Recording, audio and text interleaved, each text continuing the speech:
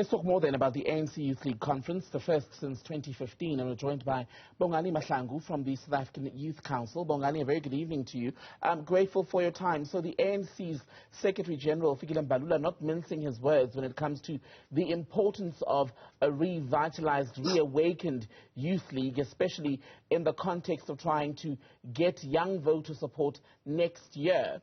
Do you think they can do it? No, thanks for the invitation. Greetings to you in studio and viewers at home. Can they do it? Let's look at the people that are contesting currently to lead the structure. We're talking here about members of parliament, members of provincial legislatures, councillors, who some are speakers, mayors, and whips of council, MMCs. We're talking here about members who are state-owned enterprise board members. We're talking about members of the Youth League who are tenderpreneurs. So these individuals who want to lead the Youth League and who want to mobilize youth behind the ANC are already doing well. If it's economic freedom that they are after, individually they've already achieved it. These people hold positions of influence in society, mainly in the public sector. These people have failed in the public sector to ensure that there is public policy that ensures the upward mobility of youth, ensuring that youth get into employment, ensuring that youth become entrepreneurs, ensuring that youth are able to thrive in whatever stream or whatever thing that they want to do, pathway that they want to take. They have failed. So now when you take a collective of these individuals and you say form an organization, and this organization must now attach to the youth because they've been detached with the youth, I don't think that they will be able to do it. It's just wait and see. But from where I'm standing, they would have already done it with the positions they've held in society. They've not done it. So there's no way now that is. Why do you think that they failed to capitalize on the spaces in which they've been given access to indeed campaign or better the fortunes of younger people more broadly? So we look at how they got into those positions in the first place. They got into the positions in the first place because they were proxies of the very same elders in the ANC. They have proximity, unlimited access to these elders. So they didn't get into these positions due to the strength of their leadership. So that is the attributes that they hold, but rather using their proximity to maximize and enter these spaces. So then when you take the very same people and you put them in those positions and say do something, they will be unable. For instance, yes, you have lions in captivity. They roar too. You have lions in the wild. They roar too. But the lion in the wild is the more dangerous one. The lion in captivity has been tamed. Here we are referring to lions that are in captivity. They will roar. They will make noises. The media will give them a platform to make their noises, but they will not achieve anything of substance post the noise that they make. So what then would be the benefit overall to the ANC and the youth in the ANC if this conference is indeed a success as it appears it's going to be? So when you look into the leaders, the individual leaders of the ANC, some of them are already planning their long-term succession. Mbalula, for instance, has been cited a lot with regards to interfering with this conference. There are other people that have been cited, your Stella Abrahams, Yomduma Nana, some leaders of the KZN, some leaders of the Eastern Cape, so forth and so on. So when this Congress becomes a success and their people or their youth get into those positions, when the time comes, then those youth leaders would be able to then lobby and campaign on their behalf. So when it comes to the individual leaders of the ANC, this will be a success now in the short run and probably in the long run as well. But to the youth, the general membership of the ANC Youth League, I don't see it becoming a success. I mean, I was even looking at the people that are there as delegates. You can see it's very distinct. Some are very poor. They don't have anything. Hence, even the vendors that were selling around Nasrec were saying that we are not even making much out of them because they are poor. They reflect the struggles of the youth of South Africa. And these are youth league members of the ANC that develops and implements public policy, the ANC that has programs, your public employment programs, EWP, CWP, CETAs, you name them, that should be implementing policies such as the Employment Equity Act, Section 20, that speaks speaks about getting into a job, even if you don't have the relevant experience, but be given an opportunity.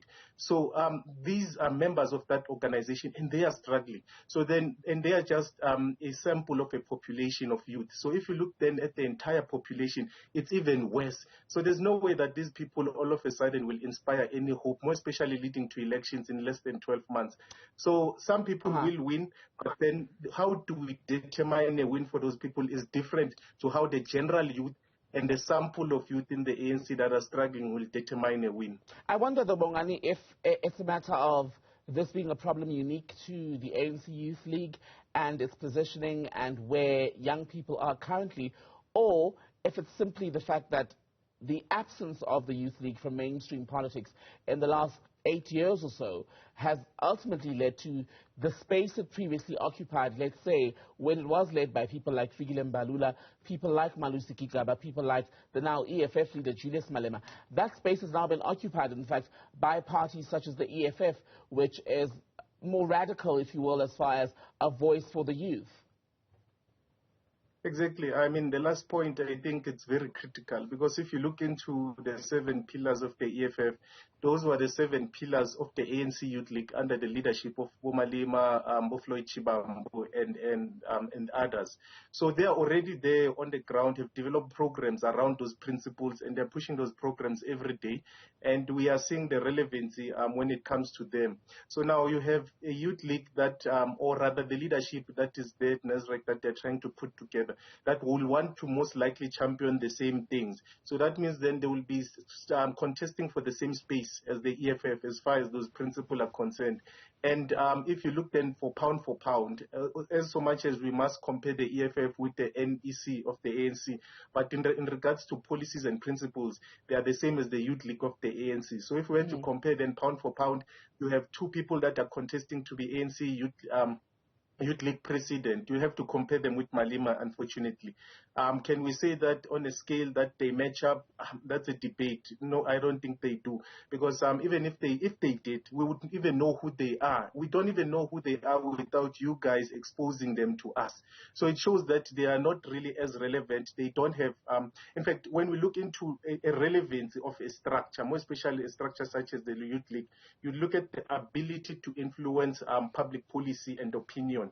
You look into the followership, that is the numbers and the reach. You look into targeted programs.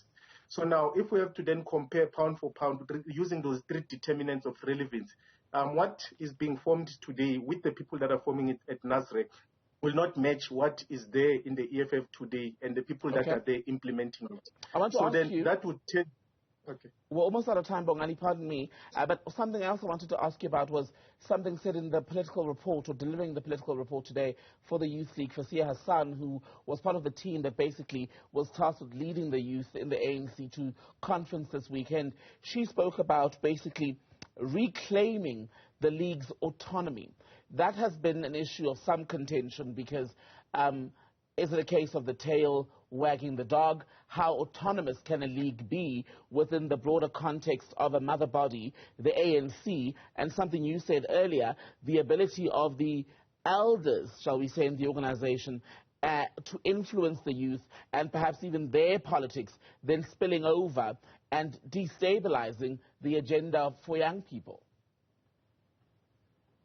So what they want to do, in fact, you'll forgive me, but if you look at Fasiya Hassan, Fees Must Fall activist, gets given a position of a member of the provincial legislature, no longer talks about issues as aggressive as she once did. The very same person stands on a platform, speaks about autonomy, speaks about we need to define ourselves outside the elders and so forth. That person herself is conflicted. So what makes a message powerful? What makes a message tangible? But also what a lot of them want to do is they want to be the Youth League or a similar Youth League as the Youth League of Malema. What they first have to do is to define themselves outside of that youth league and define themselves regarding the struggles of today, the struggles of unemployment, drug abuse, prostitution, hopelessness amongst the young people of today, who some of them will be turning 35 and no longer youth. How do you assist those people?